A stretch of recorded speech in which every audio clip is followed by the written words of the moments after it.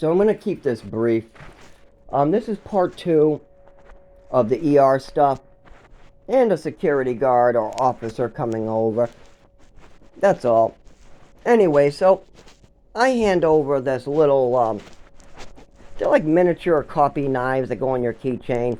They're like a less than an inch big plastic handle, the width of a pencil. They're really, really crappy. It's not even as big as the 1-inch blade one I got that was gold and silver for Buyers Associated. This one, there's no way you can even see it. Even if it was like right in front of you, you would have to literally like go through somebody's bag to find it. And this is how this happened. So the officer wasn't keeping anybody's safety in mind, and he wasn't utilizing the law as it was intended. You can tell that very obviously.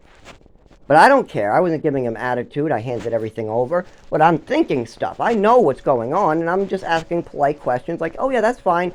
But I'm going to need a name for my manager and the owner, because I'm going to be handing over business keys. Then he says, well, why don't you take it off? I said, I'm in the hospital. I can't even keep my handshake. I said, if you can take it off, I'm fine with that. I'm fine with you guys keeping it back there.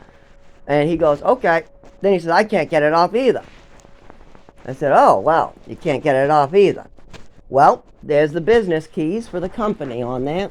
So I obviously can't give you those without some information in case something goes wrong. So then he gets aggravated, pissed off, just snatches them out of my hand. Basically just refuses, and he technically stole and took something without permission from a company, an oil company with millions of dollars. If something did go wrong, and I did get that recorded, that would have been a big fight for that guy. But anyways, he snatches that out of my hand. I just go along with it because I'm not arguing with officers. I'm not doing any of that. I just have some simple rules I have to follow. You're not the only one that has to follow rules. I don't want to get arrested. I don't want to have to owe for a break-in at the store. And if the store asks me who I gave my keys to, I need an answer to that. So, anyways, I don't get an answer. I don't complain. I don't argue with him. I think all this stuff in my head, what I hate doing, and then I just, obviously he has the keys. But I did, right before I left, ask one question. What made you specifically pick me out?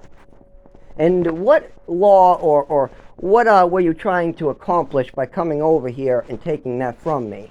I said, I don't mind giving it to you, but I just been discriminated a lot in my life, and I'd just like to know what pointed me out versus that guy over there. And he just said, oh, I was protecting myself and my coworkers. And that was it. But that's bullshit because he, one, couldn't see the knife. Nobody could. It was inside of a closed, unless they had x-ray goggles, you know, those x-ray specs or something.